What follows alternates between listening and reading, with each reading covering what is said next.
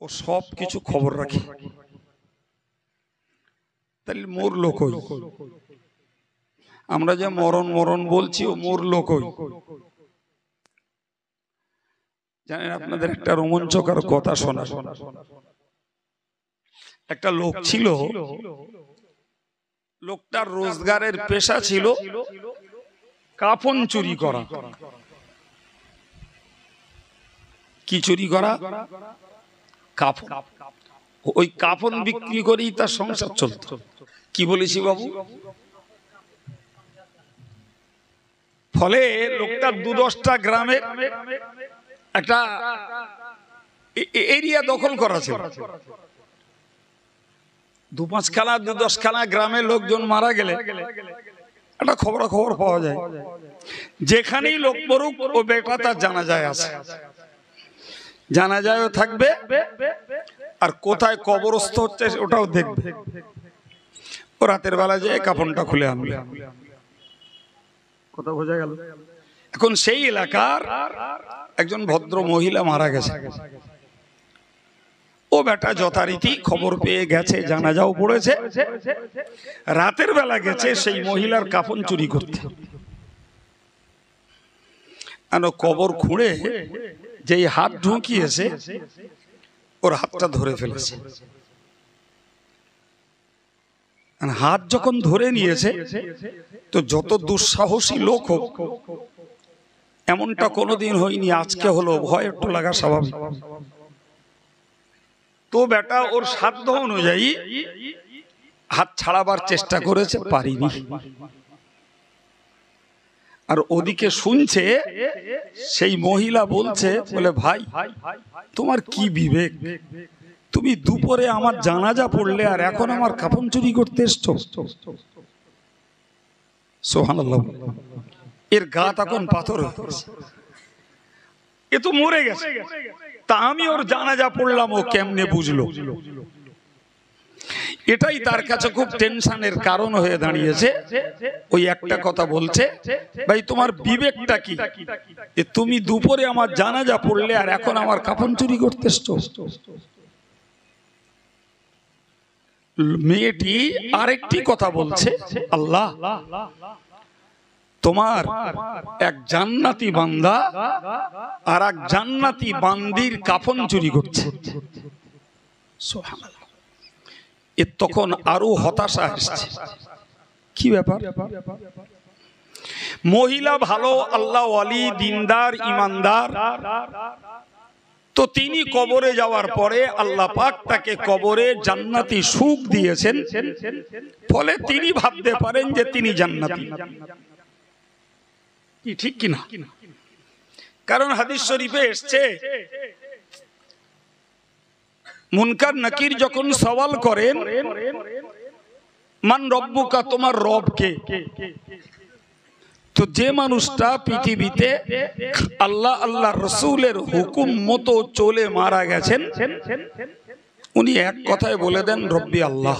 সুবহানাল্লাহ, আল্লাহ আমার রব। ওই সময়ে আমার আল্লাহ একটা বার্তা ফেরেশতার কাছে পৌঁছে দেন, সাদাকা আবদি, আমার বান্দা সত্য কথা বলেছে। সুবহানাল্লাহ, একটু জোরে বলেন, আমার বান্দা সত্য কথা বলেছে যে আমি তার রব। ফাফতাহ লাহু বাবান ইলাল জান্নাহ, হে ফেরেশতারা, আমার ওই বান্দার জন্য কবর থেকে জান্নাত পর্যন্ত একটা দরজা একটা খুলে দাও। আলহামদুলিল্লাহ। তো কবর থেকে জান্নাত পর্যন্ত যখন দরজা খোলা হয়, তখন জান্নাতের স্নিগ্ধ হাওয়া এবং জান্নাতি খুশবু তার কবরটাতে ভরপুর হয়ে যায়।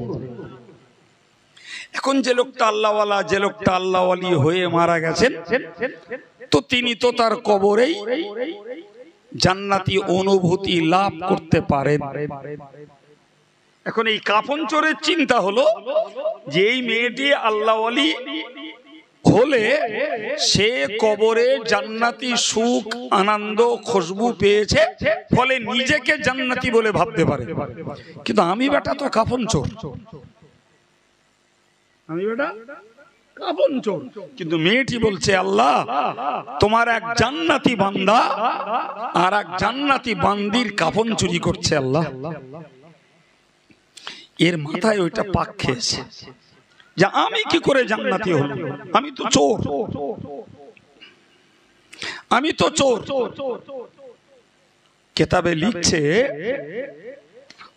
ওই লোকটার হাত বলা ধরা আছে, ওই লোকটার তখন একটা ভিন্ন চিন্তা মাথায় এলো,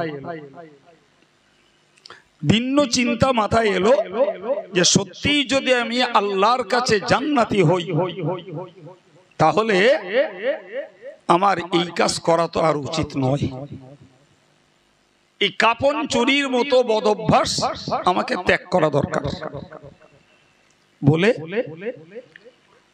লোকটি কাঁদলো আর আল্লাহকে বলল আল্লাহ আমি জানি না তো সত্যি যদি আমি তোমার কাছে জান্নাতি বান্দা হই আমি তওবা করছি আর জীবনে কখনো কাফন চুরি করব না, তুমি আমাকে আজকের মতো মুক্তি দাও। কথাটা বললো, নরমালে হাতটা ছেড়ে দিল। সুবহানাল্লাহ। লোকটা ফিরে এলো, জীবনে আর কাফন চুরি করিওনি। কালে যে লোকটা মস্ত বড় আল্লাহর ওলিতে পরিণত হলো। আমার আপনাকে ইনিয়ে বিনিয়ে ঘটনা শেখানো, ঘটনা বলে টাইম পাস করা উদ্দেশ্য নয়। আমার উদ্দেশ্য হলো এর থেকে একটা জ্বলন্ত জ্ঞান নেওয়া দরকার যে কবরের মুর্দা কতটা অনুভূতি থাকতে পারে যে জীবন্ত মানুষের হাত ধরে রাখতে পারে। অথচ আমরা তো দেখি কবর মানে একটা অসাড়, একটা নীরব নিস্তব্ধ জায়গা, ফলে আমাদের ভয় পায়। সুতরাং আমাদেরকে খুব গভীরতার সঙ্গে মনে রাখতে হবে দুনিয়ার উপরে আমাদের হাল যা, মাটির নিচের হাল তাই। ভাই কেতাবে বর্ণিত হয়েছে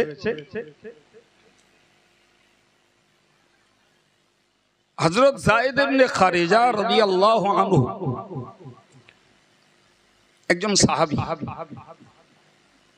তিনি ইন্তেকাল করেছেন। পিরিয়ডটা হযরত ওসমান গনির খেলাফতের পিরিয়ড। আর এটা জানবেন যিনি ইসলামী জগতের খলিফা তিনি জুমার নামাজের ইমাম, ওয়াক্তিয়া নামাজের ইমাম, তিনি জানাজার ইমাম। সুবহানাল্লাহ। অথচ তিনি রাষ্ট্রপতি, রাষ্ট্রপ্রধান। তা আমরা আমাদের দেশে গ্রামে গঞ্জে দেখি সাধারণ জননেতাদের জমাত ধরা তো দূরের কথা, নিজের নামাজটাও নিজের পড়া হয় না। ঠিক বলেন। আমাদের কত লোকে জবাব দেয় ভাই একা মানুষ দৌড়ে পারি না, সেই জন্য নামাজ কালাম ঠিক মতন হয় না। কথা বলেন না, এরম বলা লোক আছে না নাই? তো তুমি একা মানুষ দৌড়াচ্ছ, সংসারের 5টা 7টা 10টা সদস্যের জন্য, তা তুমি নামাজ কাজা করে যখন বিপাকে পড়বে তখন এরা কেউ কি তোমায় ঠেকাতে যাবে? তাহলে একলা হও আর দোকলা হও, আল্লাহর কাজটা তুমি নিজের জন্য নিজে করো বাবা। বাকি যা করছো তো সব লোকে খেয়ে নেবে, না কি বলছেন? সুতরাং একা বলে নামাজ পড়ার সময় পাই না, ব্যবসাদার মানুষ নামাজ পড়ার সময় পাই না, চাষবাস করি, মাঠে ঘাটে থাকি, এসব ছুঁতো আল্লাহর কাছে চলবে না বাবা। তুমি জনপ্রতিনিধি, জননেতা, এমএলএ, এমপি, প্রধান, মেম্বার, মুসলিম ঘরের ছেলে, এই ছুঁতোগুলো ছাড়ো বাবা, ছাড়ো। নামাজ তোমার নিজস্ব সম্পদ, নামাজে কারোর ভাগ নাই। তা হযরত ওসমান গনি নয় একলা, প্রত্যেকটা মুসলিম জগতের খলিফা প্রত্যেকটা খলিফা মসজিদের ইমাম, জুমার ইমাম, জানাজার ইমাম। সুবহানাল্লাহ। কখনো যদি খলিফা দেশের বাইরে যেতেন, ইসলামের সুন্নত নিয়ম হলো সেখানে একজন প্রতিনিধি রেখে যেতে হবে। খলিফার অবর্তমানে সেই প্রতিনিধি রাষ্ট্র এবং ধর্ম দুটিরই নেতৃত্ব তিনি দেবেন।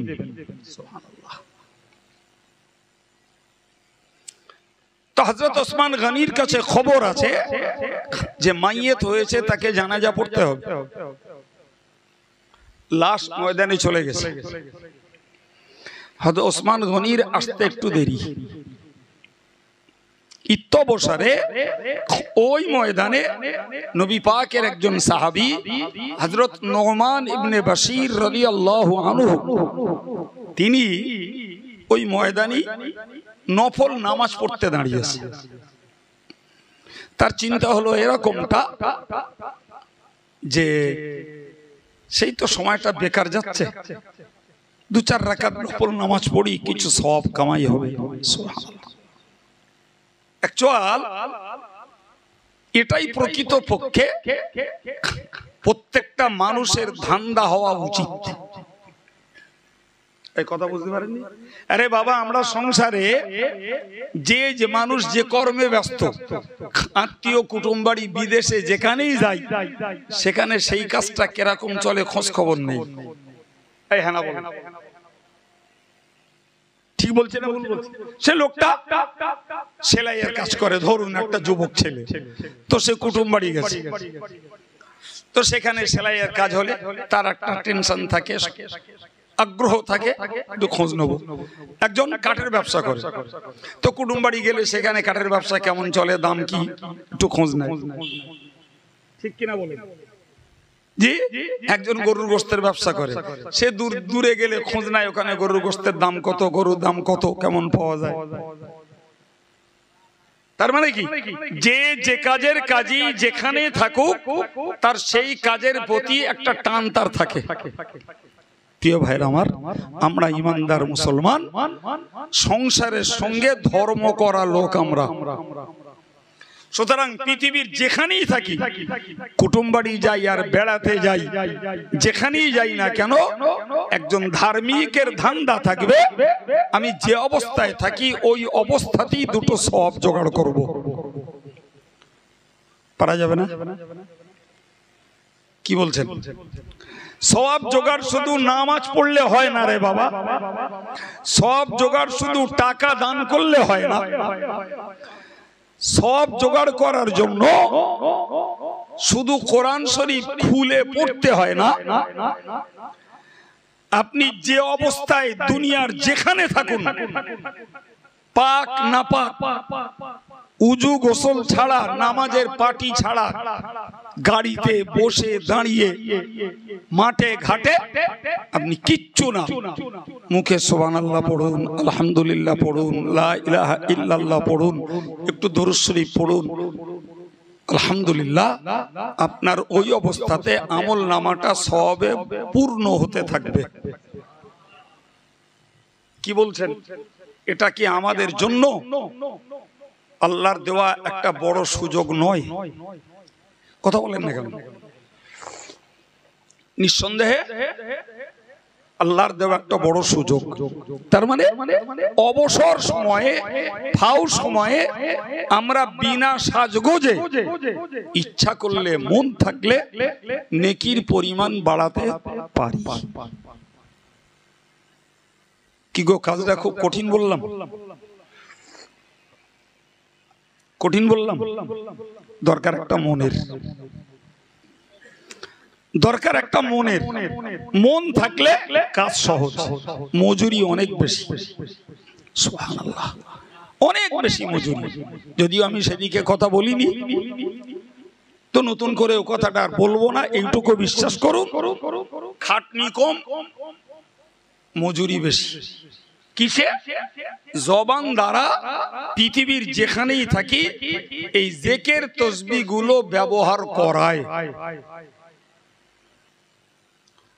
আমি কেন বললাম কথাটা?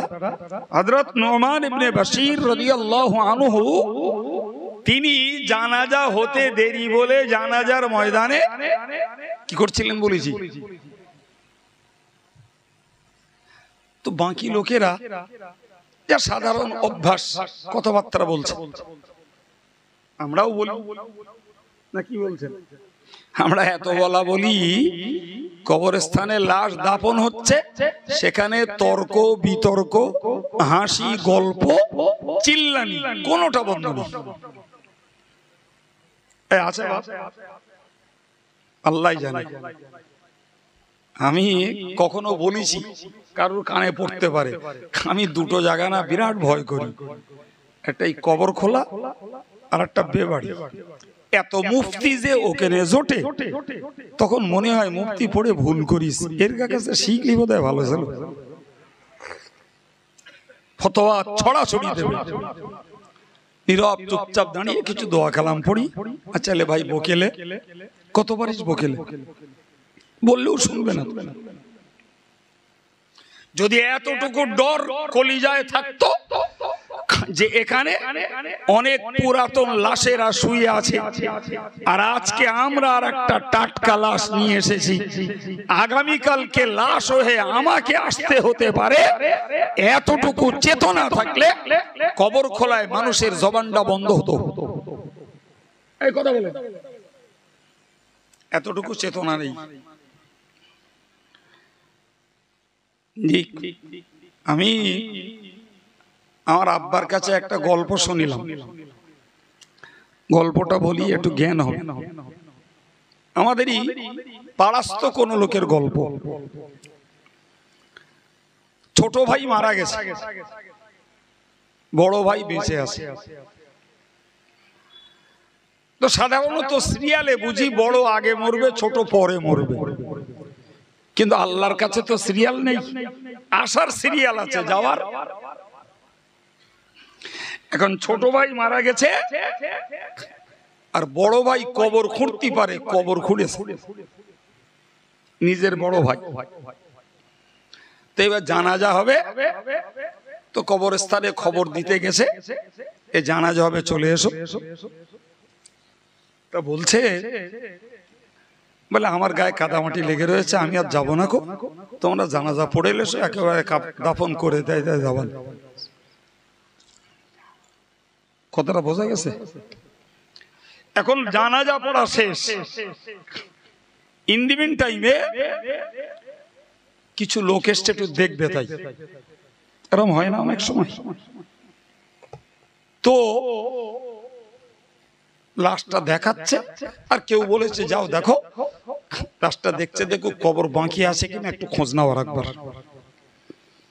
কে গিয়ে দেখে কবর খোঁড়া রেডি।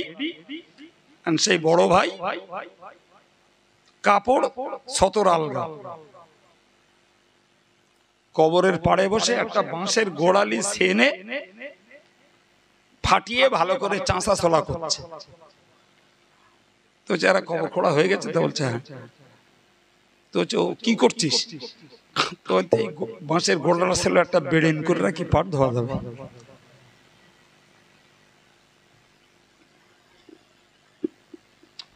কিছু বুঝলেন বাপ? ছোট ভাইয়ের বুকে মাটি দিচ্ছে, নিজে কবর খুঁড়ে, আর সেই কবরের পাড়ে বসে বাঁশ ফাটিয়ে চাঁচতেছে, বেড়েন করবে, তাই তাও বড় ভাই। এই যদি হয় মানসিকতা, আব্দুল কাইয়ুম কেন আর বিরাট বিরাট দামি দামি কোম্পানির বক্তা কেন, জি, আর কাবার ইমাম কেন কাদ দে ওয়াজ দে, ওই রকম লোকের হেদায়েতের বাণী শোনাবে বাপ? আল্লাহু আকবার। তো নুমান ইবনে বাশীর রাদিয়াল্লাহু আনহু নামাজ পড়ছেন, কিছু লোকে গল্প গুজব করছে, খালি ময়দান, লাশ দূরে। আশ্চর্য ব্যাপার, হাদিসের কিতাবে লেখা হয়েছে, ওই কবরের মুর্দা সবাইকে লক্ষ্য করে বলছে, আসসালামু আলাইকুম ইয়া আইয়ুহান নাস উনসুতু। বলে আপনাদের প্রতি আল্লাহর শান্তি বর্ষিত হোক, আপনারা চুপ করুন। দেখছেন না একজন লোক নামাজ পড়ছে, আপনারা কেন কথা বলছেন? সুবহানাল্লাহ বাড়ি গে না সুর ঝাঁকলি তাই জ্ঞান নেন, সুরের পিছনে পড়েন না। এই কথাগুলো বললো কে? মুর্দা, কাফনে ঢাকা। গোটা মজলিসটা, গোটা জানাজার ময়দানটা ঠান্ডা হয়ে গেল, নীরব নিস্তব্ধ, যা কখনো শুনিনি। সম্মানিত ভাইরা, মুরব্বীরা, প্রিয় ছেলেরা, মনে রাখুন, এই ঘটনা থেকে তিনটি জ্ঞান লাভ হয়। নাম্বার 1, মুর্দা দেখতে পায়, তা না হলে ওই ব্যক্তি নামাজ পড়ছে তিনি কেমনে দেখলেন। নাম্বার 2, মুর্দা শুনতে পায়, এই মানুষগুলো গল্প করছে, তিনি কেন গল্প করতে মানা করবেন।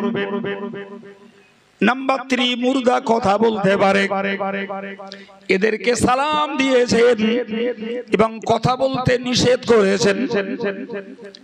এ প্রিয় ভাইরা আমার, আমরা কবরস্থানগুলোকে নীরব জায়গা মনে করি, কবরস্থানগুলোকে আমরা নিস্তব্ধ ভয়ের জায়গা মনে করি। বিশ্বাস করুন, ওর নিচে চলছে কারুর জন্য শান্তির জীবন, কারুর জন্য কষ্টের জীবন, আর বাচ্চাগুলোর জন্য চলছে হেসে খেলে দাপটে বেড়ানোর জীবন। আমার দেখার ক্ষমতা নেই, আমার শুনবার কান নেই, আমার বোঝার মতো অনুভূতির মতো হৃদয় নেই, জি, কিন্তু বিশ্বাস করার মতো অন্তরটা তো আছে বাপ, না কি বলছেন? এই বিশ্বাসটা যদি তৈরি হয়, আলহামদুলিল্লাহ, তাতেই আমাদের জীবনের কিছু ধর্মীয় উন্নতি, পরিবর্তন আশা করা যায়। আর যদি বিশ্বাস না হয়, দূর বাদ দে তো, কাইম সাহেব সব কথাকার আজগবি আজগবি কথা বলছে, হয়ে গেল, না কি বলছেন? আমি আপনাকে বোঝাতে চাইছি, তাহলে মানুষ মরার পরেও দেখতে পায়, শুনতে পায়, অনুভূতি আছে। মুফতিতে একটা বই পড়ানো হয়, একটা বই পড়ানো হয়, সেই বইটাতে কিছু ইসলামিক থিওরি লেখা আছে, সচারি 400-র মতো, কিছু কম বেশি হবে, ইসলামিক থিওরি লেখা আছে। এই থিওরিগুলো মুফতিদের পড়তে হয়, তো যার যেমন যোগ্যতা সে তেমন পড়ে। কেউ 20টা পড়ে, কেউ 50টা পড়ে, কেউ 100টা পড়ে, কেউ 200টা পড়ে, কেউ 400টাই পড়ে ফেলে। জ্ঞানের ওইরকম তারতম্য হয়। কথা বোঝা গেল? বইটির নাম কাওয়াইদুল ফিকহ। তো তাতে একটা বিধানে বলা আছে,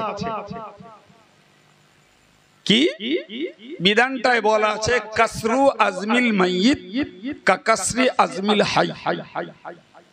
বাংলা মানে হলো যে মুর্দার হাড় ভাঙা জীবন্ত লোকের হাড় ভাঙার সমতুল্য। আরে আমার গায়ে যদি একটা লোহার রড দিয়ে মারা হয়, তো আমার হাড়টা ভেঙে গেল, আমি তো যন্ত্রণায় কাতরাবো, না কি বলছেন? তো ফিকহের ওই থিওরিটাতে বলা আছে যে জিন্দার হাড় ভাঙলে যেমন ব্যথা যন্ত্রণা হয়, কষ্ট পায়, মরা লোকের হাড় ভাঙলেও তারাও ওই রকম কষ্ট পায়। অনেক সময় দেখা যায় অজানা জায়গায় ঘর করতে যেয়ে কবর বেরিয়েছে। আমার কাছে এরকম রিপোর্ট অ্যাভেলেবেল আছে। কোপ মেরেছে, ঠঙাস করে আওয়াজ হলো, খুলে দেখলো পায়ের রলা, হাতের রলা, খুলিতে বাড়ি পড়েছে, এরকম হয় না? হয় না? কথা বলেন, প্রচুর পরিমাণ। ভাই তো জীবন্ত লোকের মারলে যদি আঘাত লাগে, মরা লোকের মারলেও আঘাত লাগে। যে জন্য গোসলদাতাদের বলা হয় যে তোমরা নরম ব্যবহার করো, রূহ বেরিয়ে যাওয়ার জন্য। ওই মরা মানুষটার দেহটি পাকা ফোড়ার মতো ব্যথা হয়েছে, অনুভব করে সেই মৃত ব্যক্তি। আমরা জীবন্ত তো বুঝি না, আমরা আমাদের ডিউটি পালন করি, গোসল দিতে হবে, পাশোপাশ করতে হবে, পেটে চাপ দিয়ে ময়লা বার করতে হবে, আমরা আমাদের কাজ করছি। তার কি হচ্ছে এই অনুভূতি তো আমার নেই, কিন্তু বিশ্বাসটা তো রাখতে হবে যে তার দেহটি পাকা ফোড়ার মতো ব্যথা। সুতরাং যতটা সম্ভব নম্রভাবে তার সঙ্গে আচরণ করা।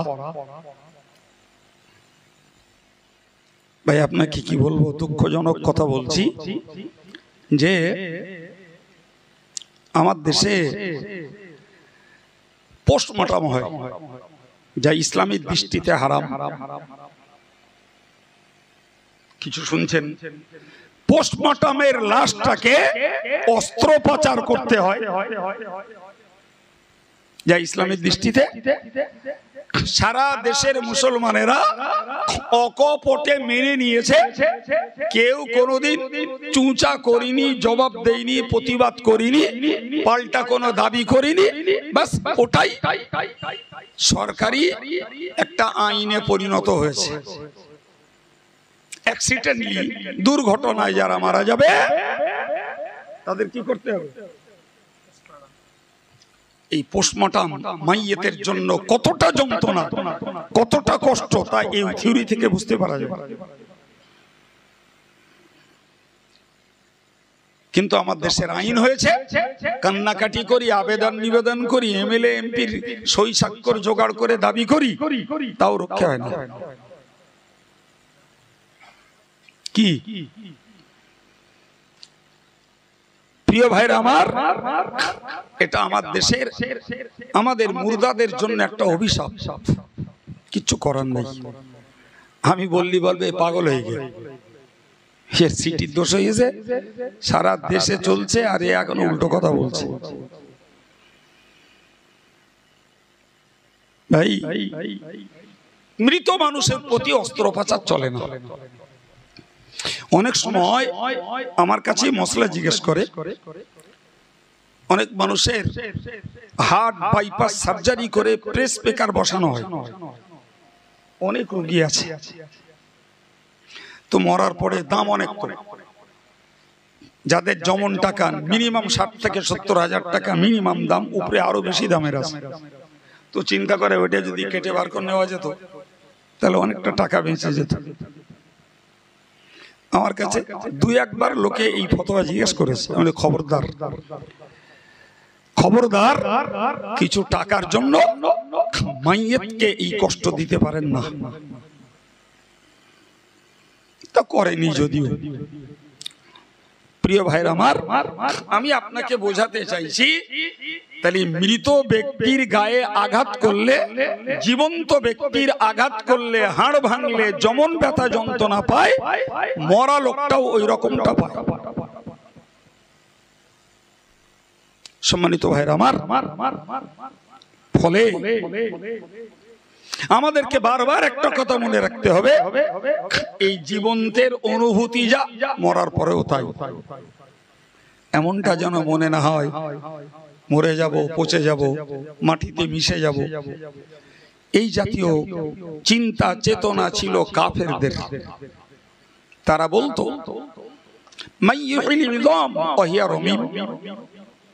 কে জ্যান্ত করবে এই পচা গলা হাড় হাড্ডি গুলোরে, আবার কে জ্যান্ত করবে? আমার আল্লাহ নবীর কাছে কোরআন পাঠিয়ে দিয়ে বললেন, কুল, হে নবী তুমি ওদের বলো, ইহয়িহাল্লাযী আনশাহা আউওয়ালা মাররা, ওই আল্লাহ জ্যান্ত করবেন যিনি তোমাকে প্রথমবারে বিনা নমুনায় তোমাকে সৃষ্টি করেছেন। আরে বাবা, আমাদের আদি পিতা আদমকে সৃষ্টির সময় মানুষের কোন নমুনা আল্লাহর কাছে ছিল? স্যাম্পল কিচ্ছু ছিল না। রাসূলুল্লাহ বলেছেন, খালাকাল্লাহু আদামা আলা সূরাতিহি, আল্লাহ আদমকে তার জন্য যে আকৃতি করার পরিকল্পনা করেছেন সেই আকৃতিতেই আল্লাহ আদমকে বানিয়েছেন। আমাদের যে আকৃতি, আদমের আকৃতি তাই। তবে আদম ছিল 60 গজ লম্বা। ক গজ? খাটো হতে হতে আজকে আমরা এই জায়গায় এসে পৌঁছেছি।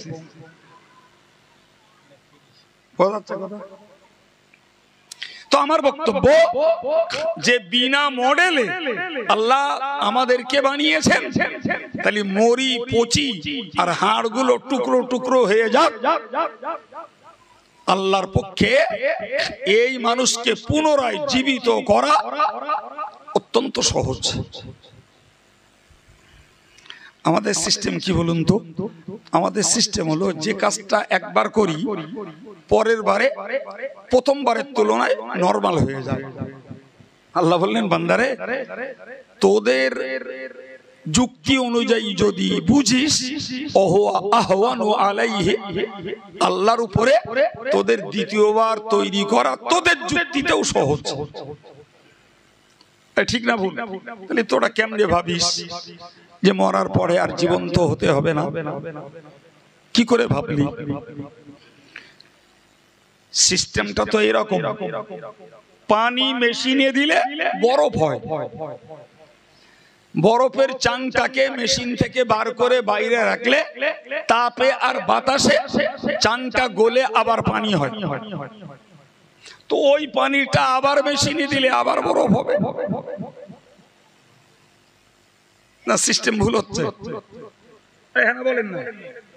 আমরা সারা জীবন কবরে মুর্দা মাটি দিয়ে এলাম আর বললাম মিনহা খালাকনাকুম। আমার আল্লাহর বক্তব্য আমরা পড়লাম, আল্লাহ বললেন মিনহা খালাকনাকুম, এই মাটি থেকেই আমি বান্দা তোকে সৃষ্টি করেছিলাম। ওয়া ফিহা নুঈদুকুম, এই মাটিতেই তোকে আবার ফিরিয়ে দিলাম। ওয়া মিনহা নুখরিজুকুম তারাতান উখরা, আবার তোকে পুনরায় এই মাটি থেকেই তুলব।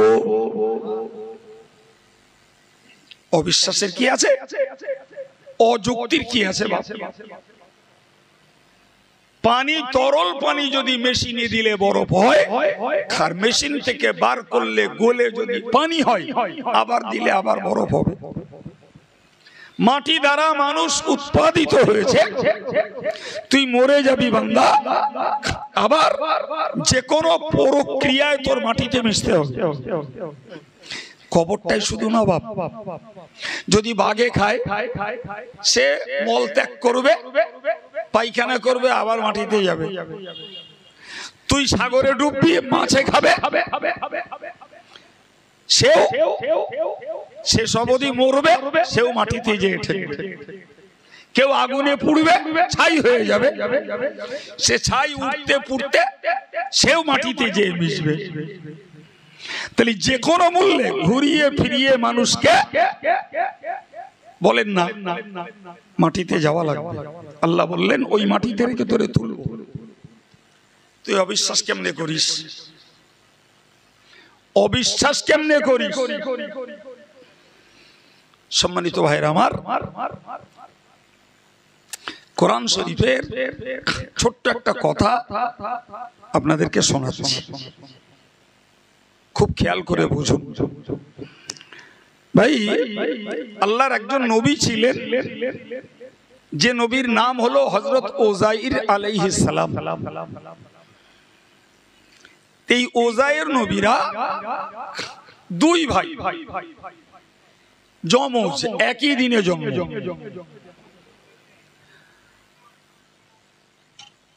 কি হচ্ছে? একই দিনে জন্ম আর একই দিনে মৃত্যু। শুনছেন কথা? একই দিনে জন্ম, একই দিনে মৃত্যু। একজনের বয়স 140 বছর, আর একজনের বয়স শুধু 40 বছর।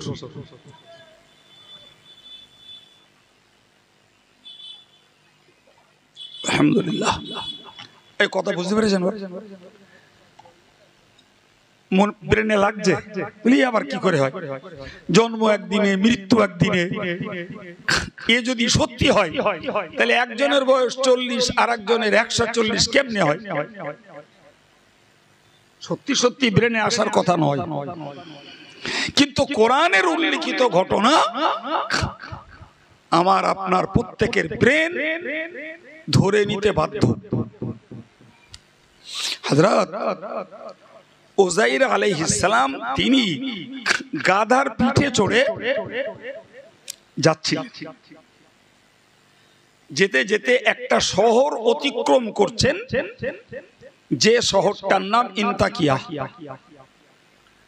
যাওয়ার সময় দেখছেন শহরটা খোদার গজবে একদম লন্ডভন্ড, পুরো বিচ্ছিন্ন শহর। মানুষ, পশু, ঘর বাড়ি যা ছিল সব তছনছ হয়ে গেছে, পুরোটা খোদার গজব। হযরত উযাইরের মনে চিন্তা এলো, আল্লাহ, এই ভগ্ন দশার শহরটাকে তুমি কেমনে আবার সুন্দর করে গুছিয়ে সাজিয়ে তুলবে? আল্লাহ, আল্লাহ, এই মুর্দাকে তুমি কেমনে জীবন্ত করবে? ওনার মনের কল্পনা যে এই শহর আল্লাহ কি করে সাজাবে, এত লন্ডভন্ড হয়ে গেছে। কোরআন শরীফের 3য় পারার 3য় রুকুতে এই ঘটনাকে আল্লাহ উল্লেখ করেছেন। সেখানে বলেছেন, আও কাল্লাযী মাররা আলা ক্বরিয়া ওয়া হিয়া খাবিয়াতুন আলা উরুশিহা। কি হয়েছে? কোরআন বলছে তিনি একটা গ্রামের উপর দিয়ে যাতায়াত করছিলেন, আর করতে যেয়ে দেখলেন গ্রামটার ছাদ নিচে আর ভিত উপরে। এবং কথা বোঝা গেছে? ছাদ কোথায়? কোরআন বলছে, আমি বলি না। ওহিয়া খাবিয়াতুন আলা উরুশিহা, ছাদ নিচে আর ভিত। তো হযরত উযাইর আলাইহিস সালাম এই পরিস্থিতি দেখে বললেন, আন্না ইউহয়ি হাযিহিল্লাহু বা'দা মাউতিহা। আল্লাহ, এই মরা, এই ধ্বংস হওয়া শহরটাকে তুমি কেমনে আবার সাজাবে, কেমনে এটাকে জাগ্রত জিন্দা করবে? বাস কথা বলাও শেষ। ফাআমাতাহুল্লাহু মিয়াতা আম। আল্লাহ পাক তাকে 100 বছরের জন্য মেরে দিলেন। কত বছরের জন্য? 100 বছরের জন্য মেরে রাখলেন ওখানে। সুম্মা বাসা, 100 বছর পরে আল্লাহ তুললেন। সুবহানাল্লাহ বলেন না? একটু মন খুলে বলেন, কত বছর পরে? 100 বছর পরে আল্লাহ তুললেন। তুলে বললেন, কাম লাবিস্তা, এই উযাইর এখানে কতদিন ছিলে? তিনি বললেন, লাবিস্তু ইয়াওমান আও বা'দা ইয়াওম। ওই একদিন অথবা একদিনের কিছু কম। এটা ওনার মনে হয়েছে। কালকে অমুক সময় ঘুমিয়েলাম, আজকের এই আসরের সময় উঠেছি। তাও হয় একদিন পেরিয়ে এই বাকিটা বেশি হয়েছে, আর নাহলে একদিন এখনো পুরিনি। আমার আল্লাহ গাম্ভীর্যের সঙ্গে বললেন, বাল লাবিস্তা মিয়াতা আম। এলে উযাইর, তুমি এখানে এই ঘুমন্ত অবস্থায় কাটাচ্ছ 100 বছর। কার কথা বলছি বাবু? কথা বলেন না, কার কথা বলছি? আরে জোরে বলা যাচ্ছে না আল্লাহর কথা। ওটা আব্দুল কাইয়ুমের পকেটের কথা নয়, খোদ কোরআনের কথা। 100 বছর তুমি ঘুমিয়ে আছো, তোমাকে মেরে রেখেছি। আলহামদুলিল্লাহ। তো আল্লাহ তো বললে হলো, ইমানদারকে বিশ্বাস করতে হয়। তারপরেও তো কিছু যুক্তি শুনতে ইচ্ছা হয় না?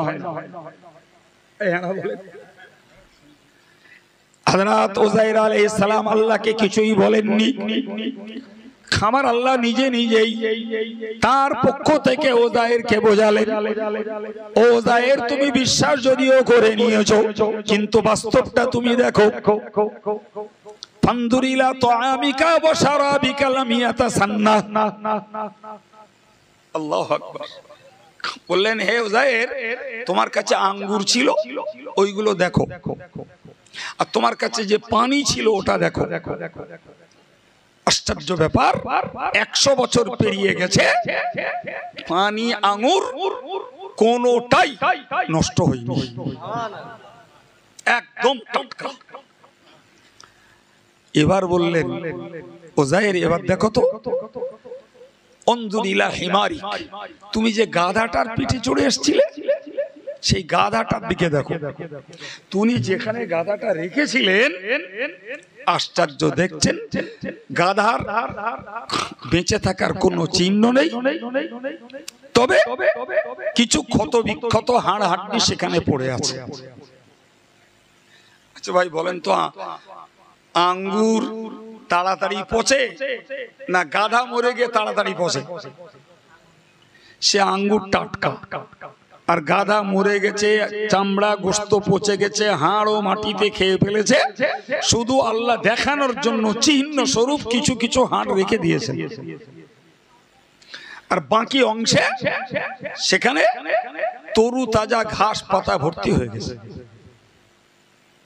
তো উযাইর একদম অবাক হয়ে গেলেন, এ কি ব্যাপার? গাধা মরেছে, পচেছে, হাড়গুলো মাটিতে খেয়েছে, এ তো সত্যি 1 ঘন্টার ব্যাপার না, 1 দিনের ব্যাপার না, 1 সপ্তাহের ব্যাপার না, 20, 50, 60, 70, 100 বছর পরে আমরা কবর খুলেও হাড় পাই না। নবী উযাইরের বিশ্বাস হলো যে তিনি ওখানে 100 বছর মরেছিলেন, আল্লাহর এ কথা বাস্তবে সত্য। আমার আল্লাহ বললেন, অনজুর ইলা হিমারিকা ওয়ালিনাজআলাকা আয়াতাল লিন্নাস। ও উযাইর, তোমার এই ঘটনাকে আমি আল্লাহ গোটা পৃথিবীর মানুষের জন্য আমার কুদরতের নিদর্শন স্বরূপ আমি আল্লাহ শিখিয়ে দেব। তোমাকে নিদর্শন বানাবো, শিক্ষণীয় বানাবো। এই ঘটনা থেকে মানুষ শিক্ষা লাভ করবে বলে বললেন, অনজুর ইলাল ইযাম কাইফা নুনশিজুহা। তো উনি দাঁড়িয়ে থাকলেন, সেখানে দাঁড়ানো। আল্লাহ বললেন, ওই গাদার হাড় যা টুকরো টুকরো আছে ওইদিকে দেখো। তো ছিন্ন বিচ্ছিন্ন হাড়গুলো উনি দাঁড়িয়ে দেখছেন, ফটাফট একটা করে একটা কলে কলে লেগে যাচ্ছে। আল্লাহু আকবার। ওনার দাঁড়িয়ে থাকা অবস্থায় পুরো স্কেলিটা, কঙ্কালটা তৈরি হয়ে গেল।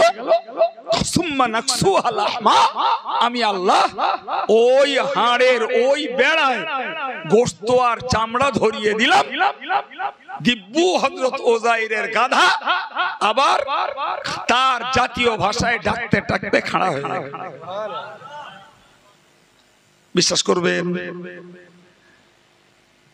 না বলবেন কাইম সাহেব নাকে তেল মেরে কথা বলতেছে, এইসব আমার হয় নাকি?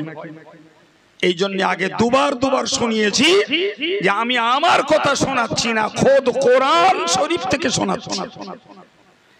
যদি মনে করেন এই বিশ্বাস করি না, গেল ইমানটা শেষ হয়ে।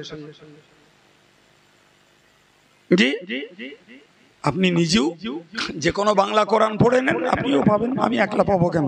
আপনি আরবি না পড়তে পারেন, বাংলা পড়ুন, আপনিও পাবেন। হযরত উযাইর আলাইহিস সালাম যখন এই অভাবনীয় অভূতপূর্ব ঘটনা জীবনেও ঘটেনি, তাই তিনি দেখতে পেলেন, তিনি বললেন, ক্বালা আলামু আন্নাল্লাহ আলা কুল্লি শাইইন কাদির। ইয়া আল্লাহ, আমি জেনে নিয়েছি, বুঝে নিয়েছি, তুমি সকল বিষয়ে অপ্রতিদ্বন্দ্বী ক্ষমতাবান।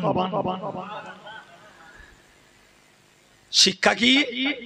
হে পৃথিবীর নাস্তিকের দল, হে পৃথিবীর ধর্ম হারার দল, হে পৃথিবীর আমল হারার দল, তুমি জগৎ মাঝে যত ধনী, যত সাধু, যত স্বচ্ছ, যত ভদ্র, যত রুচিশীল যাই তুমি হও না কেন, মরলে তুমি মাটিতে মিশবে।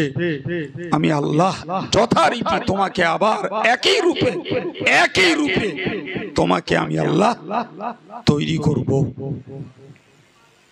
বিশ্বাস হলে ধর্ম করা সহজ, বিশ্বাস না হলে ঠাট্টার রহস্য করে ইমানটা নষ্ট করাই সহজ।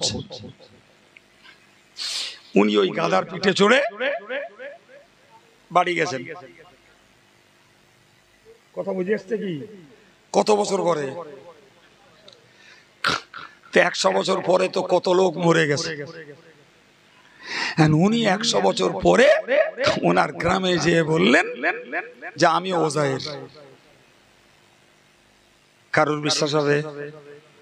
সে ওজায়ের কবে অন্তর্হিত হয়ে গেছে তার আর খুঁজেও পাইনি। এখন যখন তিনি নিজেই বলছেন আমি ওজায়ের, চেহারায় মিল আছে, বয়সের মিল আছে, কিন্তু যারা নতুন প্রজন্ম তারা তো বিশ্বাস করতে রাজি না। স্বাভাবিক ওনার একটা বয়স্কা চাচিমা বেঁচে ছিলেন। তিনি বললেন যে লোকটা ওজাইর বলছে তাকে আমার কাছে নিয়ে এসো। আমি ওজাইরের এমন একটা গোপন চিহ্ন জানি, সেটা যদি এই লোকটার দেহে থাকে তাহলে তোমরা কেউ বিশ্বাস না করলেও আমি বিশ্বাস করব ওটা সেই ওজাইর। আলহামদুলিল্লাহ, তার চিহ্ন ছিল একটা তিলক। বৃদ্ধার কাছে যখন আনা হলো, উনি এক চান্সে দেখলেন এবং যেখানে তার চিহ্নিত তিলকটি ছিল পেয়েও গেলেন। উনি চিল্লিয়ে বললেন, তোমরা কেউ বিশ্বাস না করলেও আমি বিশ্বাস করি এটা আমার সেই ওজায়ের। কিছুদিন বাঁচলেন, সেই যে বলেছিলাম আবার 2 ভাই একই দিনে মারা গেলেন। জন্ম একদিন, মরল একদিন। বয়স তেনার হয়েছে 140 আর এনার হয়েছে শুধু 40। মাঝখানে 100 বছর তো আল্লাহ মৃত্যু অবস্থায় কাটাতে বাধ্য করেছেন ওই শিক্ষার জন্য। দেখ বান্দা, আমি ধ্বংসকে পুনরুজ্জীবিত করতে পারি কিনা, আমি মুর্দাকে জ্যান্ত করতে পারি কিনা তুই সচক্ষে দেখ। এটাই হোক বিশ্ব মানবতার জন্য, সারা পৃথিবীর মানুষের জন্য শিক্ষণীয় ভয়ঙ্কর ঘটনা।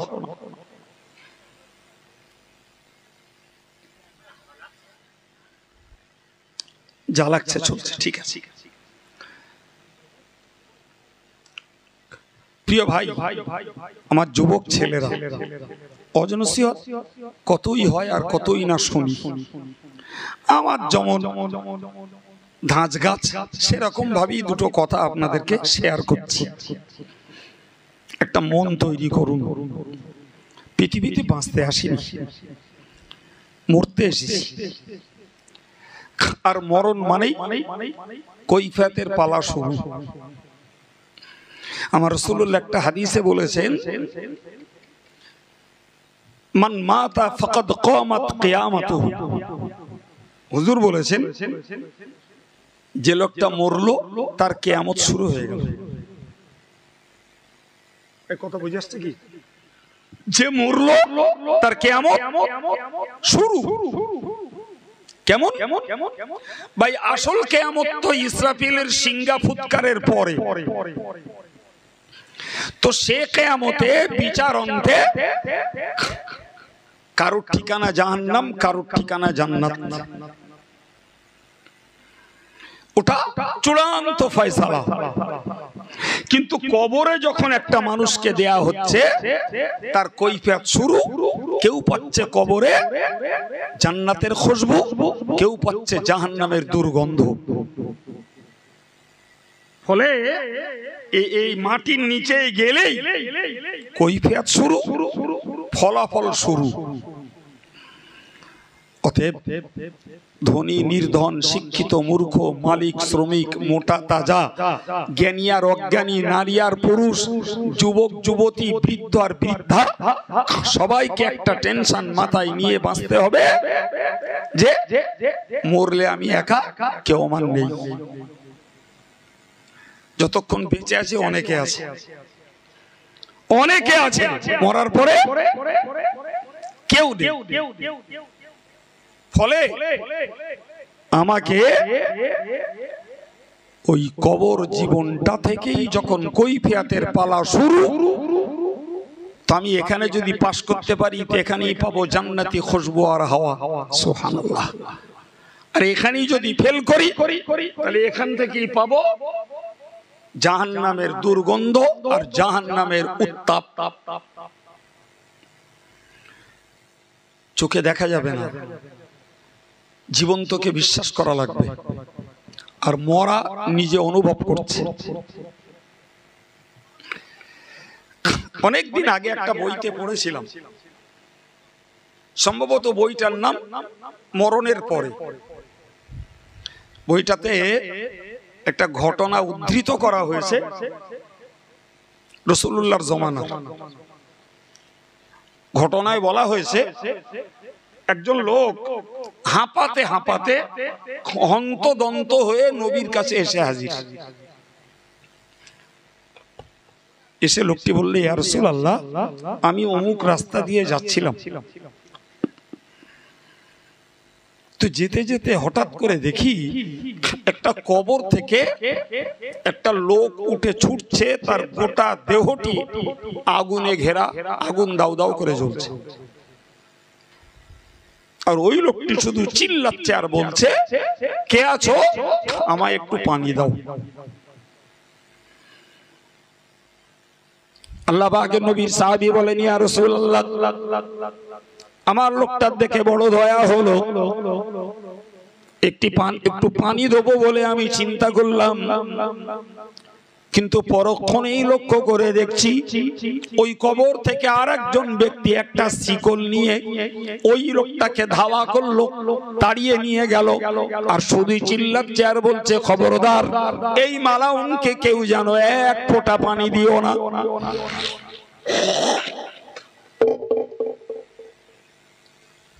পুরো 100 ডিগ্রি ব্যতিক্রম। অগ্নি দগ্ধীভূত আগুন জ্বলা লোকটি পানি চাচ্ছে, আর একজন সুস্থ ব্যক্তি হাতে শিকল নিয়ে পানি দিতে মানা করছে। ইয়া রাসূলুল্লাহ, এই ঘটনায় আমি ভীত, সন্ত্রস্ত, আমার আতঙ্ক হয়েছে, তাই আপনার কাছে এসেছি। আল্লাহ পাকের নবী বললেন, ও সাহাবী, যে লোকটাকে তুমি অগ্নি দগ্ধীভূত দেখেছো ওই লোকটা আর কেউ নয়, আল্লাহর দুশমন, ইসলামের দুশমন, আমার দুশমন, কোরআনের দুশমন। ওই লোকটি হলো আবু জাহাল। আর যাকে পিছনে ধাওয়া করতে দেখেছো এই লোকটা ওর কবরের রক্ষিত শাস্তিদাতা ফেরেশতা। এই ঘটনা শুধুমাত্র জগৎবাসীকে শিক্ষার জন্য আল্লাহ প্রকাশ্য দেখিয়েছেন। নাউজুবিল্লাহ বলেন।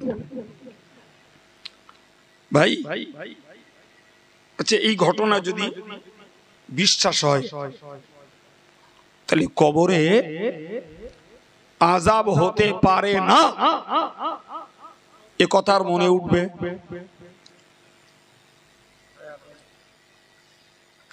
আমি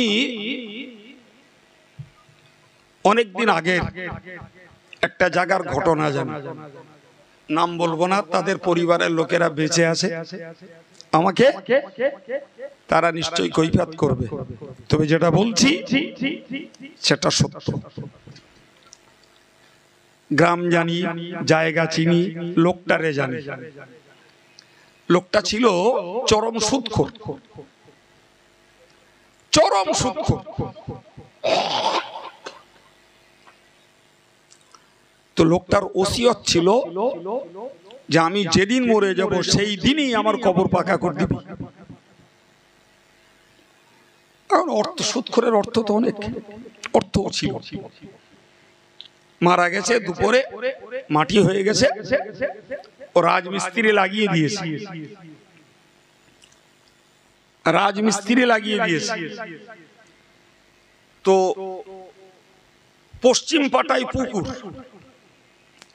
উত্তর পাট, দক্ষিণ পাট আর পূর্ব পাট গেতে তুলেছে, কিন্তু পশ্চিম পাট তুলতে গেলে পুকুরের নিচে থেকে তুলে আসতে আসতে এদের এই কাজ করতে প্রায় রাত 12টা বেজে গেছে। তো মিস্ত্রিরা বলছে দেখো আমাদেরও কষ্ট হচ্ছে, আর লাইট ফাইটও ভালো নেই, তো আমরা এখন আর করব না, বাকি কাজটা কাল সকালে এসে করে দেবো। ছেলেরাও বলল যে বাপের নির্দেশ মতো আমরা তো কাজ করতে গেছি, কমপ্লিট হয়নি তা কি হবে, কাজ তো শুরু করেছি, আচ্ছা ঠিক আছে যাও ভাই। আশ্চর্য ব্যাপার, সকালবেলা এসে না ছেলেদের না মিস্ত্রিদের কারোর ক্ষমতা হয়নি ওই কবরের পাশে যাওয়ার। এত পরিমাণ আগুনের তাপ ছুটেছে, কারোর ক্ষমতা হয়নি সেই কবরের পাশে যাওয়ার। আমি ছেলেবেলায় সেই কবরের পশ্চিম পাট খালি দেখেছি, কবে জানি না, তবে এখন দেখি পশ্চিম পাটটা গাঁথা।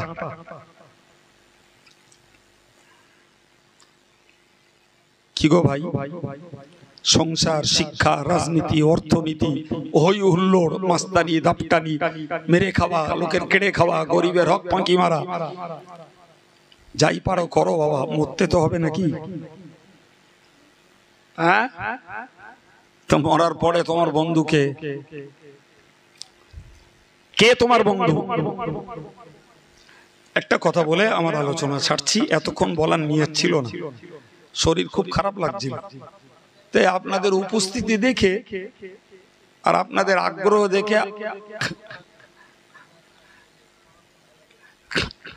আল্লাহ করাচ্ছেন করছি। যাই হোক, শুনুন, হানাফি মাযহাবের একজন সুবিখ্যাত বিশ্বশ্রেষ্ঠ আলেমদের একজন, তিনি হলেন হযরত কামাল উদ্দিন ইবনুল হুমাম রাহমাতুল্লাহ আলাইহি। তো তিনি একদিকে হানাফি মাযহাবের একজন ব্যারিস্টার, সুবহানাল্লাহ। এই জন্যই বললাম, এই আমাদের দেশে ঘরে এখন দেখছেন না, এই ইউটিউব হে একদিকে ভালো আর একদিকে ফিতনা, গাল শুনে শুনে আমার কাছে জীবন একদম কান মাথা বদ্ধ হয়ে গেছে ওই ইউটিউবের বরকতে। বুঝতে পারেননি? ওই ইউটিউবের বরকতে ওই বাংলাদেশের বক্তৃতা এখন চলে এলো, খানিকটা যুবক ছেলে লেগে গেল, মদ্দা ছেলে নামাজ পড়তেছে বুকে হাত বেঁধে, আবার কেউ ইমামের পিছনে ইমাম দল্লিন বলে থামলি, আমিন বলে চিল্লাচ্ছে। যদিও আমাদের এলাকাটা খোদার শকর অনেকটা ভালো, কিন্তু পশ্চিমবঙ্গের বহু জেলাতে এই ফিতনা ঢুকে পড়েছে, এমনকি হুগলিতে এই ফিতনা ব্যাপক। গতকালকে জলসায় ছিলাম যেখানে, হুগলিতে বিপুল ফিতনা। ওই ফিতনা করে করে তারা আলাদা মসজিদ করে নিয়েছে। এসব পিস টিভির বক্তা আর বাংলাদেশের বিভিন্ন মাদানীদের ফিতনা, এই করে করে শান্ত শান্ত পরিবেশে অশান্তির আগুন জ্বালাচ্ছে। এই কথা বুঝতে পারছেন? আর বলছে আমাদের নামাজ সহি নামাজ, আর হানাফিদের নামাজ জয়ীফ নামাজ। তাদের আদি কিছু দল আমাদের আশেপাশে আছে, আমি আর জায়গার নাম বলে তার কার রাগ বাড়াবো না। বসিরহাট হুজুর তাদের বিরুদ্ধে বাহাস করেছেন, ওদের বিরুদ্ধে বসিরহাট হুজুর 10খানা কিতাব লিখেছেন, সুবহানাল্লাহ। আমাদের বড় ঘাটতি হলো আমরা তো পড়ি না। যাই হোক, আমি যে কথাগুলো বলার জন্য এই বার্তা কথাগুলো বললাম তা হলো এই যে হানাফি মাযহাবের মানুষেরা আমরা যে নিয়মে নামাজ পড়ি, পুরুষগুলো নাভির নিচে হাত বাঁধি, মেয়েরা বুকে বাঁধে, আমরা ইমামের পিছনে কেরাত পড়ি না, আমরা ইমামের পিছনে আস্তে করে আমিন বলি, আমরা হাত ঝাড়া মারি না। হাত ঝাড়া মারা লোক দেখেন না? এই হ্যাঁ না বলেন, নজরে পড়ে না একটাও? জি। তো হযরত কামালউদ্দিন ইবনুল হামাম রাহমাতুল্লাহ আলাইহি তিনি হানাফি মাযহাবের সমস্ত নামাজের এবং অন্যান্য আমলগুলোকে হাদিস দ্বারা প্রমাণ করিয়ে একটি কিতাব লিখেছেন। কিতাবটির নাম হলো ফতহুল কাদির। বিশ্বাস করুন, এই মাইকে উঠে বক বক বক বক করা, 100টা বক্তা খুঁজলি একটার পক্ষেও সে কিতাব পড়া সম্ভব কিনা সন্দেহ আছে। কথা শুনতে পাচ্ছেন? এত হাই র্যাঙ্কের, এত উচ্চাঙ্গের, এত কঠিন। আমি বোঝাতে চাইছি তাহলে তিনি কত বড় দরজার আলেম, এই কথা বোঝা গেল। এবং তিনি মস্ত বড় আল্লাহর ওলি। তো উনি একটা সময়ে ইরাকে গেছেন, শাহ ইস্কান্দার রহমাতুল্লাহ আলাইহির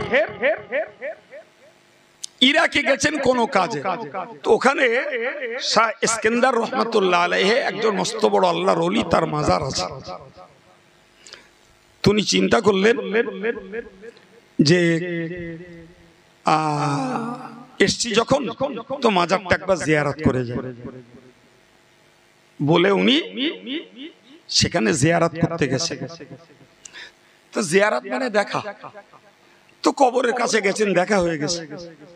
তো চিন্তা করলেন শুধু জিয়ারত করে চলে যাব, একটু কোরআন শরীফ পড়ি, একটু কোরআন শরীফ পড়ি। তো তিনি কোরআন শরীফের সূরা হুদ তেলাওয়াত করতে শুরু করলেন। সূরা হুদ হাফেজ সাহেবরা, আলেম সাহেবরা জানেন, প্রায় কোরআন শরীফের এক পারার 4 ভাগে 3 ভাগ, তার মানে পৌনি 1 পারা, একেবারে কম না, বড় লম্বা। তো পড়তে পড়তে পড়তে পড়তে উনি শেষের দিকে গেছে। তখন আর অল্প কিছু পড়া শেষ হতে বাকি। এর আগে একটা কথা বলি, রাসূল করিম সাল্লাল্লাহু আলাইহি ওয়াসাল্লামের মাথায় একটা বর্ণনা এসছে 17টা চুল পেকেছিল। কটা? আর একটা বর্ণনা এসছে 19টা চুল পেকেছিল। এই যে মতভেদ, এটা আহামরি কিছু না। যিনি আগে দেখেছেন তিনি বলেছেন 17টা, যিনি পরে দেখেছেন তিনি বলেছেন 19টা। অতএব দুটোই সত্যি। তো সাহাবীরা নবীকে একদিন জিজ্ঞাসা করলেন, ইয়া রাসূলুল্লাহ, যে আপনার মাথার চুল পাকলো কেন, কিসে, কোন কারণে? আল্লাহ পাকের নবী বলেছিলেন, সাইয়াবাতনি উহুদুন ওয়াল মুরসালাতু ওয়া আখওয়াতুহা। আল্লাহ নবী বলেন, ও সাহাবীরা তোমরা মনে রাখো, কোরআন শরীফের সূরা উহুদের বর্ণনা এবং সূরা মুরসালাতের বর্ণনা আর এই জাতীয় যে সমস্ত সূরাগুলোতে আল্লাহর আযাব, গজব এবং কিয়ামতের দিনের কঠিন কঠিন শাস্তির কথা ঘোষণা হয়েছে, এই সূরাগুলোর কথা ভেবে ভেবেই আমার মাথার চুল পেকেছে। আল্লাহু আকবার। রাসূলের মাথার চুল পাকছে খোদার গজব আর আযাবের কথা ভেবে। হযরত কামালউদ্দিন ইবনুল হামাম রাহমাতুল্লাহ আলাইহি যে সূরাটি ওই কবরের পাশে দাঁড়িয়ে পড়ছিলেন, সেটা রাসূলের ওই চুল পাকানো সূরার মধ্যকার একটা সূরা। কথা বোঝাতে পারলাম? তাতে একটা জায়গায় লেখা আছে, ফামিনুহুম শাকিয়্যুন ওয়া সাঈদ। মানে কি, যে এই কবরের মানুষগুলোর মধ্যে কিছু আছে সৌভাগ্যবান আর কিছু আছে দুর্ভাগ্যবান। বিস্তার কথা আরো আছে, আমি আর বলবো না। তো ওইটুকুর অংশের অর্থ হলো, কিছু আছে সৌভাগ্যবান আর কিছু আছে ব্যাপারটা সব জায়গায় একই। দুনিয়ার ক্ষেত্রে সংসারে কিছু লোক আছে সৌভাগ্যবান, অভাব অনটন নেই, খাওয়া পড়া সুস্থতা আছে। আবার কিছু লোকের কষ্ট আছে, তারা দুর্ভাগ্যবান। কবরেও তেমন, কিছু লোক সৌভাগ্যবান, কিছু লোক দুর্ভাগ্যবান। হাসরেও তেমন, কিছু লোক সৌভাগ্যবান, কিছু লোক দুর্ভাগ্যবান। কোরআনে আল্লাহ বলেছেন, ওয়া আম্মাল্লাযীনা সুইদু ফাফিল জান্নাহ, যারা সৌভাগ্যবান কবরে এরা জান্নাতে যাবে। সুবহানাল্লাহ। ওয়া আম্মাল্লাযীনা শাকু ফাফিন নার, আর যারা কবরে দুর্ভাগ্যবান এরা বিচারান্তে জাহান্নামে যাবে। এখন আশ্চর্য ঘটনা যেটা, সেটা হলো উনি ওই পর্যন্ত পড়ে গেছেন যে এখানে এই কবরে কিছু লোক আছে যারা সৌভাগ্যবান, কিছু লোক আছে যারা দুর্ভাগ্যবান। ঠিক সেই সময়ে আল্লাহু আকবার, সেই যার কবর জিয়ারত করতে গেছিলেন তিনি কবর থেকে বলছেন, ইয়া কামালু লাইসা মিন্না শাকিয়ুন, ও কামালউদ্দিন তুমি যেটি বলেছো ওটা সত্য কথা। এই মাটির নিচেই কেউ আছে সৌভাগ্যবান, কেউ আছে দুর্ভাগ্যবান, কিন্তু আমরা এই কবরস্থানে যত মানুষ রয়েছি আমাদের মধ্যে কেউ দুর্ভাগ্যবান নেই, আল্লাহ সকলকেই সৌভাগ্যবান বানিয়েছেন। হযরত কামালউদ্দিন ইবনুল হামাম চমকে উঠলেন। তিনি বুঝে গেলেন যে আমি এতক্ষণ ধরে যা পড়েছি আমার টোটাল পড়া ওই কবরের মুর্দা শুনতে পেয়েছে। আর যখন আমি ওই আয়াত পড়েছি যেখানে রয়েছে যে এই মাটির নিচে কেউ সৌভাগ্যবান, কেউ দুর্ভাগ্যবান, তখনই উনি জবাবটা দিয়েছেন যে আমাদের মধ্যে কেউ দুর্ভাগ্যবান নেই, আল্লাহ সকলকে সৌভাগ্যবান বানিয়েছেন। সম্মানিত ভাইরা আমার, প্রিয় ছেলেরা, পর্দার মায়েরা, কারা কথা শুনছেন আর কারা গল্প মারছেন সেটা তার দুর্ভাগ্য। জি, এই জাতীয় ঘটনা থেকে আমাদেরকে ভাবতে হয় আমরাও যখন কবরে যাব আমাদের জন্য দুটোর একটা অপেক্ষা করছে, হয় সৌভাগ্য নাই দুর্ভাগ্য। জি, তো আমরা স্বাভাবিকভাবে বুঝি সৌভাগ্যবান তারাই যারা আল্লাহ আল্লাহ রসুলের কথা মতো নিজের জীবনটাকে কষ্টের সঙ্গে ধরে রেখেছেন। ইনশাআল্লাহ এই মানুষগুলো কবরে সৌভাগ্যবান হবেন আশা করা যায়। কিন্তু দুনিয়াতে যারা রোজগারে, চিত্ত বিনোদনে, বিলাসিতায়, রাজনীতিতে, আড্ডা তামাশায় জীবনটা কাটিয়ে কবরে যাবে, হতে পারে তাদের জন্য ওই কবরটা দুর্ভাগ্যবান। এখন যদি মনে হয় কোরআনের বয়ানকে বিশ্বাস করি তাহলে আমাদেরকে সৌভাগ্যবান হওয়ার চেষ্টাই করে যেতে হবে, বাকিটা আল্লাহর রহমত। আর যদি নিজের ইচ্ছায় দুর্ভাগ্যবান হওয়ার রাস্তা ধরি তাহলে নিঃসন্দেহে আমার জন্য অন্য কেউ দায়ী নয়, আমার জন্য আমি দায়ী। আল্লাহ বোঝার তৌফিক দেন, বলুন আমিন। উঠেছি, আলোচনা শুরু করেছি, 8 মিনিট সময় ফাও নষ্ট করার চেষ্টা করিনি, বক্তব্য ছাড়ছি, দোয়া সবরে সানি। আসুন প্রিয় নবীর প্রতি সালাম। ইয়া নবী,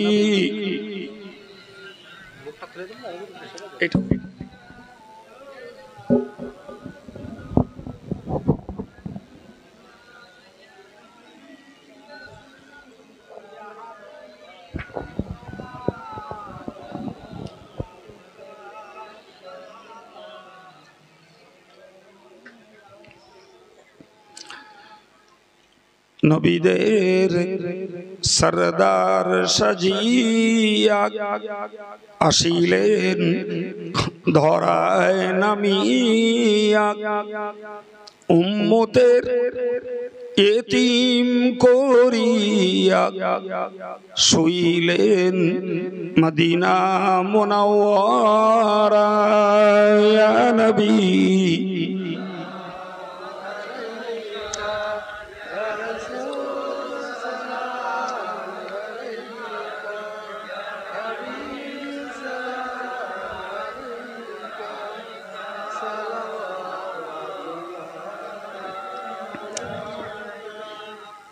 আমরা যে নবীর দিওয়ানা তিনি যে মোদের ঠিকানা কবে যাব আবার মদিনা পাঠালাম সালামের নজরানা ইয়া নবী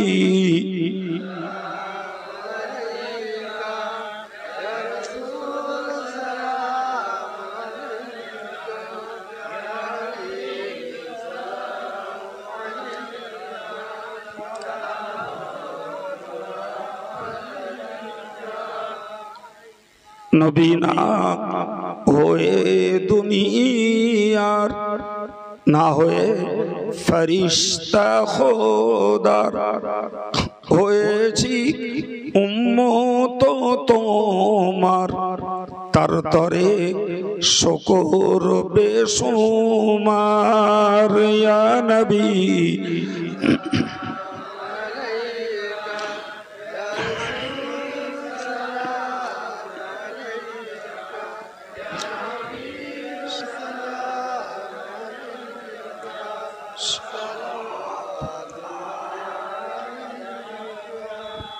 या रब्बी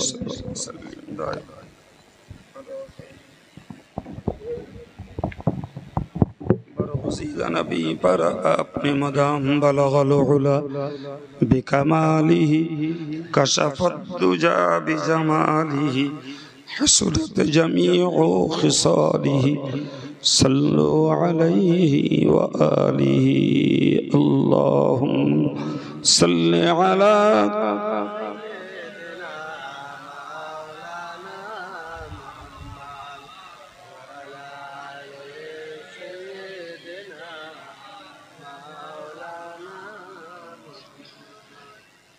সম্মানিত ভাইরা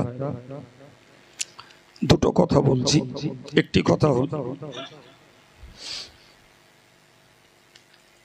আপনারা অনেকে আছেন যারা জামিয়া রহমানিয়াতে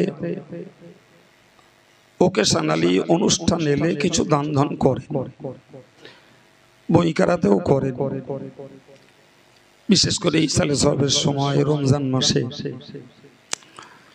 এরপরেও আমি আপনাদেরকে একটা দাবি রাখব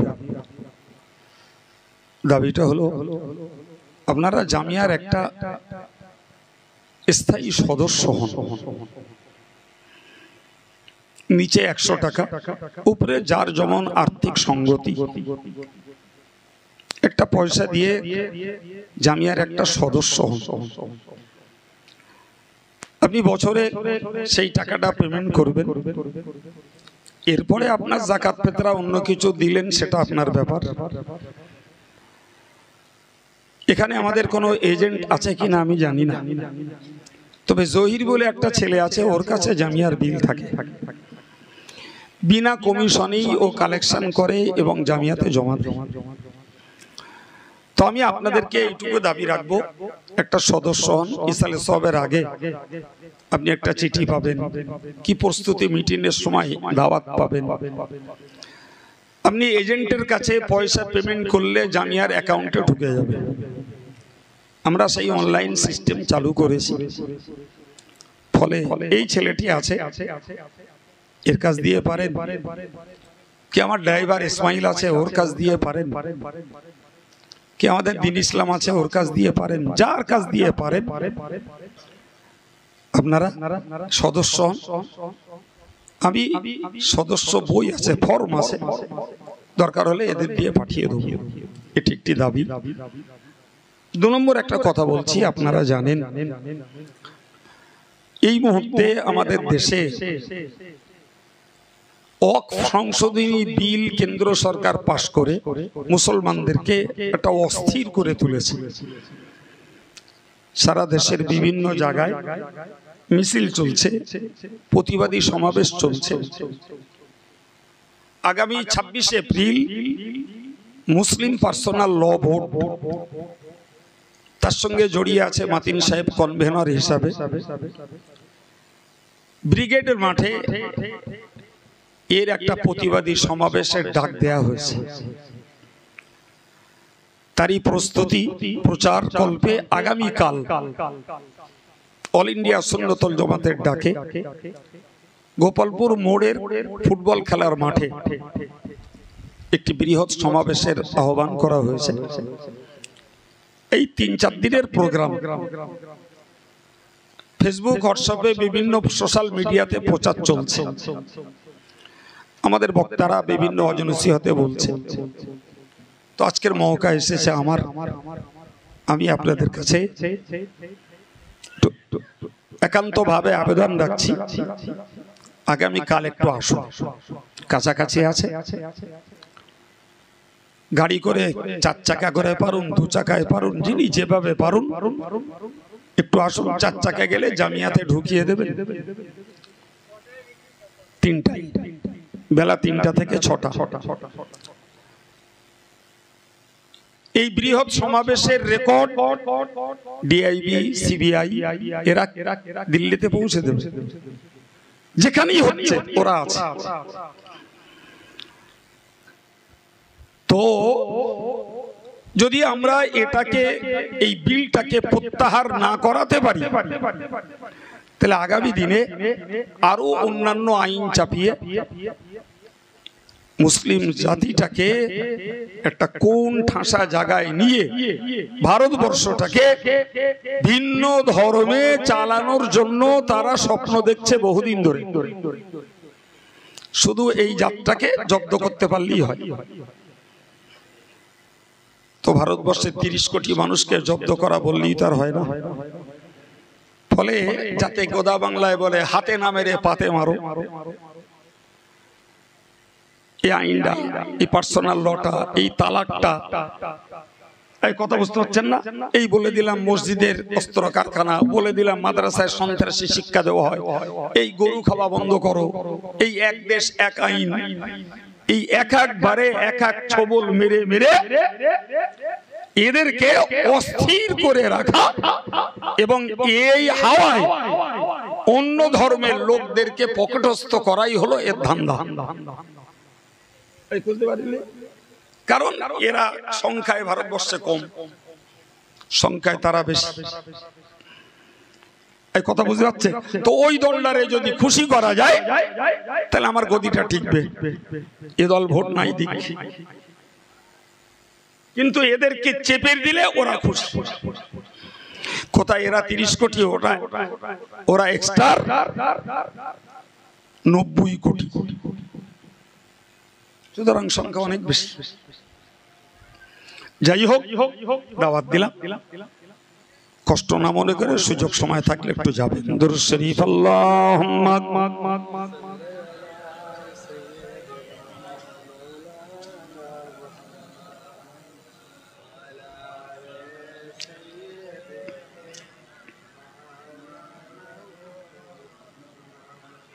আল্লাহুম্মা আমিন। আলহামদুলিল্লাহি রাব্বিল আলামিন, আসসালাতু ওয়াসসালামু আলা সাইয়্যিদিল মুরসালিন ওয়া আলা আলিহি ওয়া আসহাবিহি আজমাইন। মেহেরবান আল্লাহ, আমাদের সকলের জীবনের সমূহ গুনাহকে মাফ করে দাও।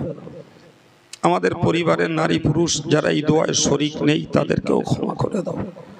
আল্লাহ, আমাদের ছেড়ে যারা কবরে চলে গেছেন, ইমানের উসিলায় তাদের জিন্দেগির গুনাহকে মাফ করে দাও।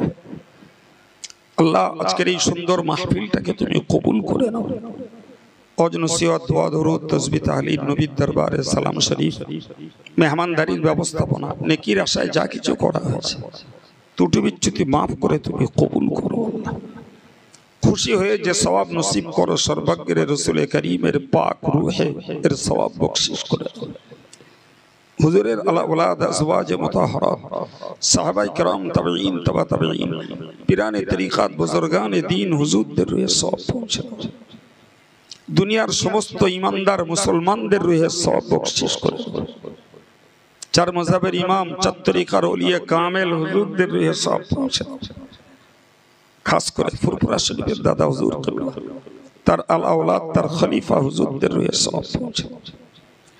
আল্লাহ বসিরহাট আল্লামা হুজুর দরগাপুরি সাহেব, হামিদি সাহেব, সরসিনা পীর সাহেব, কালিয়ানি সুফি সাহেব, হাফেজ সাহেব হুজুর কিবলা তৎসহ আমার আব্বাজির রুহে সওয়াব বখশিশ করুন। আল্লাহ আমাদের দেশের আরো যত আলেম ওলামা, ইমাম, মুয়াজ্জিন, হাফেজ সাহেব, হাজী সাহেব যারা দ্বীনের খেদমত করে কবরে গেছেন, সকলের রুহে সওয়াব বখশিশ করুন। আল্লাহ আমাদের সংগঠনের অনেক আলেম, অনেক কর্মীরা বিদায় নিয়েছেন, আল্লাহ তাদের রুহে সওয়াব বখশিশ করুন। আল্লাহ আমাদের প্রত্যেকের আব্বা মা, দাদা দাদি, নানা নানি, ভাই বোন, কারোর স্ত্রী, কারোর স্বামী, কারোর বা বাচ্চা যারা কবরস্থ, আল্লাহ তুমি মেহেরবান, তাদেরকে ডেকে নিয়ে কষ্ট দিও না মাওলা। আল্লাহ তাদের জিন্দেগির কোনো গুনাহ ধরা থাকলে তুমি মাফ করে দাও আল্লাহ। আল্লাহ এর সওয়াব তাদের রুহে পৌঁছে দিয়ে তাদের রূহ তুমি ইল্লিনে জায়গা দাও। আল্লাহ এই গ্রামে খাস করে এই পাড়াস্থ মানুষদের কবরস্থানে যত মুর্দা শায়িত রয়েছে, তাদের সকলের জন্য এই দোয়াকে নাজাতের ওসিলা বানিয়ে দাও। আল্লাহ যারা পয়সা দিয়ে, শ্রম দিয়ে, সময় দিয়ে মজলিসে শ্রোতা সেজে আল্লাহ আজকের এই মাহফিলটাকে সুন্দর করে তুলেছেন, সকলের প্রতি খুশি হও। সকলের মুর্দাদেরকে আল্লাহ তুমি মাফ করে দিয়ে তাদেরকে খুশি করে দাও আল্লাহ। আল্লাহ আমাদের যতদিন বাঁচাও, মরতে আমাদেরও হবে, মৌতের পূর্বে তওবা করার তৌফিক দান করো। গোনা থাকতে আমাদের মৌত দিও না আল্লাহ, গোনা থাকতে মৌত দিও না আল্লাহ, গোনা থাকতে মৌত দিও না। যতদিন বাঁচিয়ে রাখো খাঁটি সুন্নতুল জামাতের আকীদার উপরে কায়েম রেখে দিয়ে তোমার রাসূলের সন্তোষজনক আমল করে মরার তৌফিক দিও। বিপদ দিলে ধৈর্য দাও, রোগ দিলে শেফা দাও, হালাল রোজগারে বরকত দাও। আমাদের পরিবারের ছেলে মেয়ে সকলকে দিনদার, ইমানদার, শরীয়তধারী, নামাজি, মুসল্লি হওয়ার তৌফিক তুমি নসিব। আল্লাহ সারা বিশ্ব জুড়ে মুসলমানদের শত্রুতা চলছে, আল্লাহ তুমি হেফাজত করো। আমার দেশের মসজিদ মাদ্রাসাকে রক্ষা করো। দাড়ি টুপি মুসলমানের মান ইজ্জত ঘরে বাইরে আলো আধারে তুমি হেফাজত করো। আল্লাহ মুসলমানের বাপ দাদাদের দানকৃত অক্ষের সম্পত্তিকে আল্লাহ তুমি হেফাজত করে দাও। আল্লাহ আমরা প্রতিবাদ করি, আন্দোলন করি, মিটিং করি, মিছিল করি, এগুলো দেশের নিয়ম। আল্লাহ তোমার রহমত না হওয়া পর্যন্ত ওই অপশক্তি শান্ত হবে না, মুসলমানরা তাদের সম্পদ রক্ষা করতে পারবে না। আল্লাহ তুমি মেহেরবানি করে এর জিম্মাদারি গ্রহণ করো। আল্লাহ সাল্লাল্লাহু তাআলা আলা নবিয়িল কারীম ওয়া আলা আলিহি ওয়া সাহাবিহি আজমাইন ওয়ারহামনা মাআহুম বিরহমাতিকা ইয়া আরহামার রাহিমিন ওয়া বিহাক্কি লা ইলাহা ইল্লাল্লাহ মুহাম্মাদুর রাসূলুল্লাহ। আসসালামু আলাইকুম। সকলেই শান্তশিষ্ট হয়ে বসে যান। পূব পশ্চিমে লম্বা হয়ে বসুন। ছেলেরা তাবাররুক দেওয়ার জন্য রেডি আছে।